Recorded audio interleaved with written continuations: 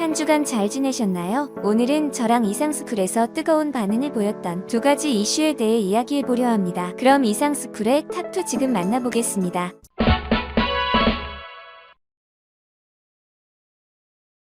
지난 10일 한국 공군의 자랑 블랙이글스는 이집트의 피라미드 상공에서 에어쇼를 펼쳤습니다. 이에 당시 전문가들은 타국에 한 번도 내어준 적 없는 피라미드 상공에서 한국의 에어쇼가 펼쳐졌다는 것은 이집트군이 한국의 전투기 도입을 생각하는 것 아니냐는 주장을 했는데요. 그 주장이 현실이 될지도 모르겠습니다. 일반인들에게는 잘 알려지지 않았지만 이집트 군대는 아프리카에서 가장 강한 군사력을 보유하고 있습니다. 이에 한국과 K9 자주포 200대를 현지에서 생산하기로 체결하고 K2 전차에 대한 협상도 진행하기로 한 이집트는 FA-50에도 관심을 보이는 여러 국가 중 하나로 알려졌는데요. 특히 카이 관계자들이 이집트가 만약 FA-50을 도입한다면 그 수량이 무려 100대로 예상돼 미국에 이어 두 번째로 큰 시장으로 보고 있습니다. 이집트가 이처럼 대규모 전투기 도입을 계획하는 이유는 40대의 고급 알파 제트 훈련기 미라지 5E 및 미라지 2000과 같은 오래된 전투기를 교체해야 하기 때문입니다. 현재 이집트는 공군의 전투 능력 갱신을 포함해 군대의 현대화에 대한 포괄적인 프로그램을 시작하고 있습니다. 이에 이집트는 몇 년 전 러시아에서 미그-29 MME를 구입했고 미국의 CH-47F 치노크, 프랑스의 라팔 등을 추가 도입했지만 가격과 호환성 면에서 애를 먹은 것으로 알려졌습니다. 한편 원래 이집트는 러시아로부터 수호이 35를 도입할 것을 계획한 것으로 알려졌습니다. 그런데 왜 갑자기 한국에 FA-50을 도입하려는 것일까요? 이 원인을 알아보려면 우크라이나 사태로 촉발된 미러 대립 상황을 생각해야 합니다. 먼저 22일 러시아가 자랑하는 신형 다목적 전투기 수호이 35의 불안정한 위상이 우크라이나 전쟁 때문에 더 흔들릴 수 있다고 미국 언론이 보도했습니다. 이는 올렉시 그로모프 우크라이나군 부참모장이 우크라이나군에 의해 격추된 수호이 35 전투기가 24대라고 주장했기 때문인데요. 또한 수호이 35는 우크라이나의 낡은 전투기와 지상 부대들의 일정한 피해를 주고는 있지만 상대를 압도하지는 못하고 있다는 평가도 나오는 상황입니다. 이처럼 수호이 35의 성능 의심과 미러 대립으로 인한 제재 압박이 심해지자 이집트는 러시아로부터 24대에서 30대의 수호이 35를 도입하려던 계약을 취소하고 미국 F-15를 인도받기로 결정했습니다. 그런데 여기서 문제가 발생했습니다. 미국의 F-15는 비싸도 너무 비싸다는 것입니다. F-15는 한 대당 무려 5천억이 훌쩍 넘는 것으로 알려졌습니다. 정말 미국은 이것을 사라고 만든 것인지 의문마저 드는데요. 그리고 너무한 게 이렇게 비싼데도 생산 라인이 현저히 적어 구매를 하더라도 언제까지 기다려야 할지 예측하기조차 힘듭니다. 애초에 이집트가 미러 갈등 상황에서도 수호이 35를 구매하려던 것도 F-15의 너무 비싼 가격 때문이었습니다. 이처럼 이집트는 수호이 35도 F-15도 마음 편히 살 수 없는 상황이 됐습니다. 그래서 노후 전투기 교체와 전력 증강이 시급한 이집트가 눈독을 들이는 것이 한국의 FA-50인 것입니다. 미국의 F-15가 최고의 전투기일지 몰라도 5천억을 넘는 가격인 반면 한국의 FA-50은 대당 300에서 400억 수준입니다. 그리고 폴란드 도입부터 적용될 가능성이 큰 FA-50 블록 20이라고 해도 500에서 600억 수준으로 예상됩니다. 따라서 F-15를 한 대 도입할 가격으로 FA-50 블록 20은 넉넉 잡고 7대를 도입할 수 있는 것입니다. 심지어 FA-50 블록 20에는 A4 레이더가 탑재될 예정으로 4.5세대 수준의 성능을 누릴 수도 있습니다.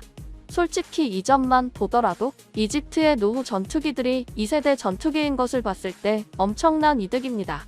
그리고 다른 얘기이긴 하지만 이집트는 한국 방산뿐 아니라 인프라 건설에서도 한국을 신뢰하고 있는데요. 지난달 현대로템은 이집트에서 8천억 원 규모의 전동차 대량 수주를 따냈습니다. 여기서 8천억은 작년 현대로템의 전체 매출 2조 8,140억 원의 30%에 달하는 금액입니다. 그야말로 잭팟 중에서도 잭팟인 것이죠. 여기다가 이집트는 엘다바 원전 사업도 한국에 맡겼습니다. 한수원 관계자는 계약 상대방인 러시아 측에서 막바지 내부 절차를 밟고 있다면서 큰 이변이 없으면 계약 체결식은 이달 말 진행될 것이라고 밝혔습니다. 한국이 수주하는 원전은 2차분인데 먼저 1차 건설을 수주한 기업이 러시아 기업으로 한미 원전 동맹으로 수주가 어려울 것이라는 전망도 나왔었지만 미국 원전 기업들도 수주에 동참하며 한국의 수주가 성사되었습니다.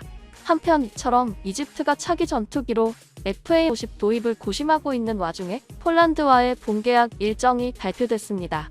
특히 현대로템은 이집트에서 에어쇼와 대규모 철도 수주 잭팟에 이어 곧바로 폴란드로 나라가 본계약을 체결할 예정입니다. 23일 방위사업청에 따르면 폴란드 정부와 국내 방산업체들은 오는 26일 1차 본계약 체결을 목표로 협상을 진행하고 있습니다. 방사청 관계자는 가격, 물량 등에 대한 협상이 진행 중이다라고 전했습니다. 폴란드 정부는 지난달 27일 FA-50 경공격기 개량형 48대, K2 전차 980대, K9 자주포 648대 구매에 대한 총괄합 해서를 체결했다고 밝혔는데요. 수조원대로 추산되는 1차 본계약에는 K2 180여 대, K9 200여 문의 수출이 우선 확정될 것으로 알려졌습니다. FA-50의 인도는 내년이기 때문에 계약 진행에 시간적 여유가 있는 것으로 전해졌습니다. 이처럼 한국 방산은 전례 없는 성장의 날개를 달았습니다. 그런데 한국 방산 수출이 날아오르자 뜬금없이 일본에서 질투를 하기 시작하고 있습니다. 물론 전차 하나 못 만들어 수입하던 나라가 세계에서 손꼽히는 방산 수출 국가가 됐으니 그럴만도 합니다. 실제 한국의 방산 시장 성장은 그야말로 눈이 부신데요. 1975년 미국의 도움으로 탄약 수출을 시작으로 1990년대에 들어서야 장갑차 등으로 품목이 바뀌었고 2008년 수출 10억 달러를 찍은 뒤 한국 방산은 계속 성장을 했습니다. 그 후 현재 2022년에는 올해 7월까지의 한국 방산 수출 규모는 이미 25조 원을 넘어섰습니다. 지난해 수출액인 72억 달러도 그 이전 역대 최대액인 2014년 35억 달러보다 2배 이상 증가한 것인데 이보다도 3배 가까이 늘어난 것입니다. 일본은 전후 평화주의를 세계에 각인시키기 위해 1967년 방산 수출을 사실상 금지하는 무기 수출 3원칙을 공식화했습니다. 그러다 국제정세 다변화로 2014년 당시 47년 만에 법을 개정하며 방사 수출의 시작을 알렸습니다. 하지만 개정한 지 8년이 지난 지금 2020년 미쓰비시 전기가 필리핀에 감시 레이더를 수출하기로 했던 단 한 건에 그치는 처참한 상황을 맞았습니다. 결국 무기를 수출하지 못했던 이유가 법 때문이 아니라 기술력이 부족해서였던 것입니다. 현재 일본 방산 기업들은 수출 계약 달성에 실패를 거듭하고 있습니다. 호주와는 소류국 잠수함, 영국과는 T1 초계기 수출 계약이 무의로 돌아갔으며 호주와의 협상에서는 당초 자위대가 기술해외 이전에 난색을 보인 데다 기업도 수출 투자에 소극적이었습니다. 인도와는 군한 비행정 USE 계약 성공에 근접했지만 일본 측이 현지 생산 조건을 받아들이지 못하면서 결국 협상이 결렬됐죠. 이에 일본 방위산업은 최근 기업들의 사업 철수가 잇따르고 산업 기반이 약화되고 있다는 우려가 나오고 있습니다. 외신들은 일본 방산 시장이 부진한 이유로 판매처가 방위선과 자위대만으로 특정되는 특수한 시장 구조 때문이라고 주장했는데요. 무기 수출 3원칙을 개정해 수출이 가능하다고는 하지만 여전히 폐쇄적이라는 것입니다. 미국이나 러시아 같은 전통적 무기 강국이 아닌 이상 어느 정도 기술 협력과 공동개발 등 협력하는 모습을 보여야 수출을 할 수 있는데 일본은 아무런 이점도 상대방에 제공하지 않고 그냥 온전히 기체만 전달한다는 것입니다. 반면 한국의 기업들은 후발주자임을 인지하고 적극적인 마케팅과 현지 맞춤 개량형을 개발하는 등 엄청난 노력을 단행해 지금과 같은 위상을 얻었다고 외신들은 말합니다. 각국의 수출 물꼬를 트고 신뢰를 얻기 위해 한순간이 아닌 전략적 협력을 맺으며 수십 년에 걸쳐 신뢰를 쌓았다는 것입니다. 실제로 한화 디펜스는 수출 초기 K9 자주포 전체 도입에 부담을 느끼는 폴란드 측을 배려해 K9 차체만을 제공해 폴란드군이 기존에 사용하던 포신과 조립돼 무기를 운용할 수 있도록 지원했고 핀란드와 에스토니아 등 국방 예산이 부족한 나라들에는 국가들의 사정에 맞춰 K9 자주포 중고를 합리적인 가격에 제공하기도 했습니다. 그리고 인도와의 계약에서는 100량 중 90량을 현지에서 생산하기로 해 인도의 방위산업 육성에 동참하는 식으로 인도 정부와 신뢰를 구축했습니다. 이처럼 현재 한국 방산에 전례 없는 비상에 일본이 대놓고 질투를 하고 있는데요. 하지만 한국은 이에 신경조차 쓰지 않으며 유럽은 폴란드를, 아프리카는 이집트를 시작으로 한국 방산의 새로운 수출 시장을 개척하기 시작하며 방산 선진국으로 도약하고 있습니다.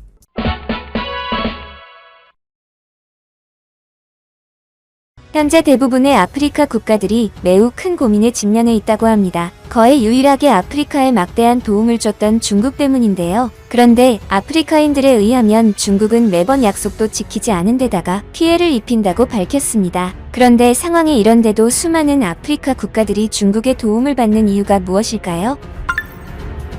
구독과 좋아요 한 번씩 부탁드립니다. 현재 그 어느 때보다 국가 안보의 중요성이 강조되고 있습니다. 그런데 아프리카는 스스로 안보를 강화할 수 있는 경제적 능력이 없죠. 따라서 아프리카는 미국과 유럽 등에서 무기를 수입하기가 상당히 부담스럽습니다. 그래서 현재 중국에서 무기를 수입하는 상황이 계속되고 있는데요. 중국은 이러한 아프리카에서 자신들의 영향력을 더욱 키우고 싶어 했습니다. 따라서 중국은 1대1로를 이용해 아프리카를 발전시켜주겠다고 약속합니다. 이후 아프리카 건설 시장에서 중국 자본의 영향력이 시간이 지날수록 커지고 있다고 홍콩 사우스 차이나 모닝 포스트가 작년 5월 보도했습니다. 미국의 세계적 건설 전문지 ENR 또한 아프리카에서 가장 많은 계약을 따내는 국가가 중국이라며 이제 중국의 영향력이 너무 거대해졌다고 언급했습니다. 매체에 따르면 2019년에 아프리카 건설 시장 내 외국 기업의 수익의 60%는 중국 기업들이 가져간 것으로 알려졌습니다. 홍지앙 조지 메이슨 대학 샤르스쿨 공공행정대학원 연구원은 최근 연구에서 중국 건설 기술 업체들이 아프리카 시장에서 주도적인 위치를 차지하면서도 그 중에서도 규모가 크고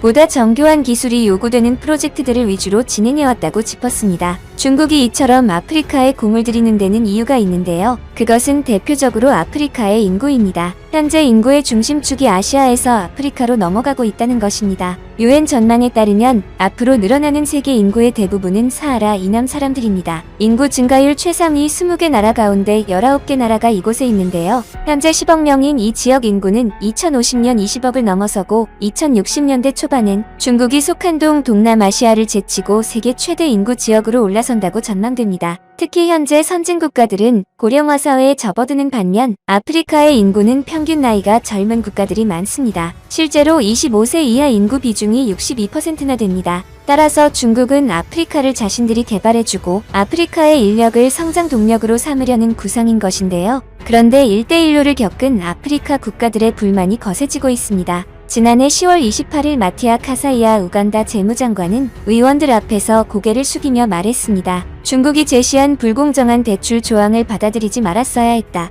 코로나19로 경제가 어려워져 중국에 빌린 돈을 갚지 못해 대출금으로 지은 공항이 중국에 넘어갈 위기에 처했기 때문이었습니다. 2년 전만 하더라도 중국의 자산을 뺏길 일은 절대 없다며 자신만만하던 그는 이날 얼굴을 들지 못했습니다. 2015년 우간다 정부는 우간다의 유일한 국제공항인 엔테베 공항을 확장하기 위해 중국 수출입은행에서 2억 달러 약 2,400억 원을 빌렸습니다. 중국이 야심차게 추진하는 1대1로 사업의 일환이었습니다. 하지만 채무를 상환하지 못하면서 불공정한 조항이 드러났는데요. 중국이 개발도상국을 빚더미에 앉게 해 주요 자산을 빼앗아간다는 비판이 나오는 배경입니다. 중국은 그간 1대1로 사업을 벌이면서 개발도상국의 재무 상태와 관련 없이 퍼주기식 대출을 해줬습니다. 공항 항만 등 주요 인프라가 부족했던 아프리카 국가들의 중국의 대출은 한 줄기 빛과 같았죠. 그렇게 앙골라, 우간다, 에티오피아, 잠비아 등 아프리카 39개 국가가 1대1로 사업에 참여했습니다. 그 결과 중국의 대출금은 아프리카 국가들의 채무에서 5분의 1을 차지했는데 아프리카 국가들이 차이나머니의 달콤함에 중독돼갈 즈음 중국은 갑자기 돈줄을 쥐고 대출을 줄이기 시작했습니다. 여기에 코로나19 사태가 터지면서 아프리카 국가들이 재정적인 어려움을 호소하기 시작했습니다. 대표적인 국가가 잠비아인데요.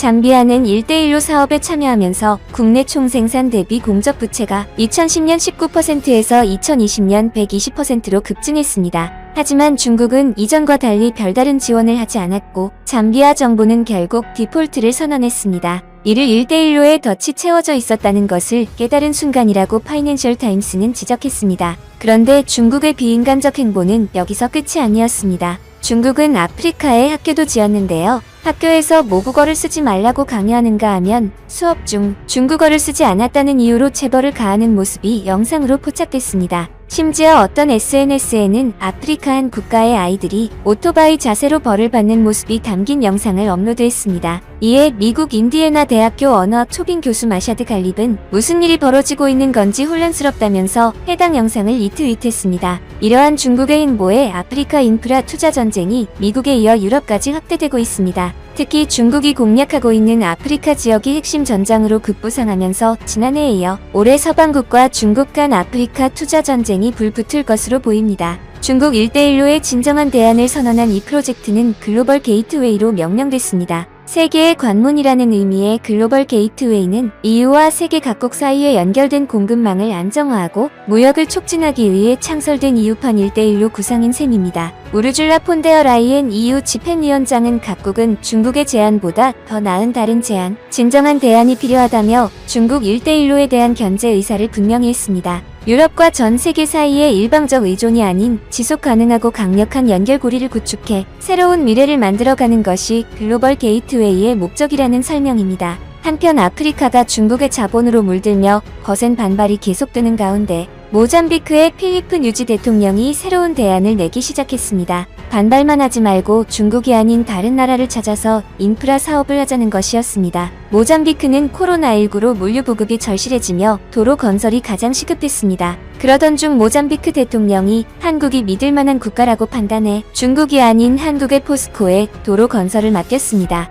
모잠비크가 이처럼 결정한 데는 한국과의 LNG 협력이 있었습니다. 모잠비크는 작년 한국과의 LNG 프로젝트로 투자 14년 만에 첫 생산 결실을 눈앞에 두고 있습니다. 특히 이 프로젝트에서 발주한 LNG 운반선과 FLNG선 대부분을 국내 조선사가 수주하며 높은 부가가치도 올리는 쾌거도 이뤘습니다. 말 그대로 양국 모두 웃는 윈윈의 정석이었습니다. 따라서 모잠비크 대통령은 한국의 도로 건설을 맡긴 것인데요. 이에 포스코 건설이 아프리카의 모잠비크에서 남플라와 나메티를 잇는 70km 도로 개통에 성공했습니다. 심지어 코로나19 등 악재에도 불구하고 30개월의 공사기간을 지켜 현재 대통령까지 노고를 취하한 것으로 알려졌습니다. 포스코 건설이 지난 2017년 12월 착공한 이 도로는 수도인 마푸토와 북부를 연결하는 주간선도로입니다. 비포장이었던 구간이 아스팔트 도로로 변모하면서 여객과 물류 운송 소요 시간은 3시간에서 1시간으로 대폭 줄어들게 됐습니다. 포스코 건설은 이번 도로 사업을 통해 아프리카에 처음 진출했는데요.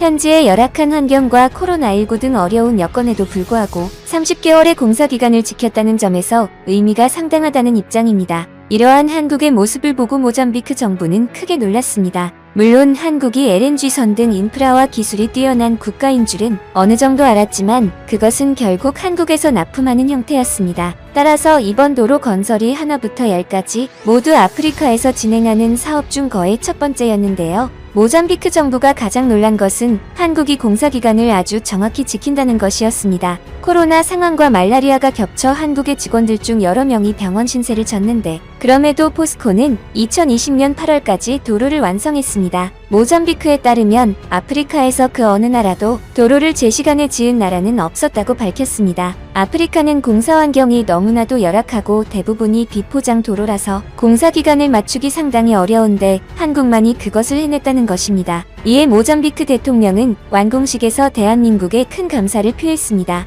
모잠비크 뉴지 대통령은 여객과 물류 운송 시간을 기존 3시간에서 1시간 수준으로 대폭 단축시킬 것으로 기대되는 이번 한국 도로에 대해 모잠비크의 발전과 미래를 향한 도로라면서 향후 인프라 구축 분야에서 한국과 지속적인 협력을 기대했습니다. 한국은 지난해 봄 사이클론이 모잠비크를 강타했을 때 150만 달러 상당의 인도적 지원을 하고 이번 코로나19 위기에도 마스크 25만 개와 검진 키트 2만 5천 회분을 제공했다고 대사관은 밝혔습니다. 또한 한국은 인프라를 지어주면서도 인간적인 면모가 가득했습니다. 한국인들이 들어와 학교를 지으면 태권도 교육도 시켜주며 선교단체를 비롯해 여러 자원봉사자들이 힘썼습니다. 한편 양국의 협력은 도로 건설이 끝이 아니었는데요. 앞서 한국이 LNG 개발을 도와줌으로써 자원부국인 모잠비크와의 협력이 한국에도 상당한 이득으로 작용하는 모습입니다. 모잠비크를 시작으로 한국과의 적극적인 협력이 지속되어 양국이 윈윈하는 상황이 지속되기를 응원합니다.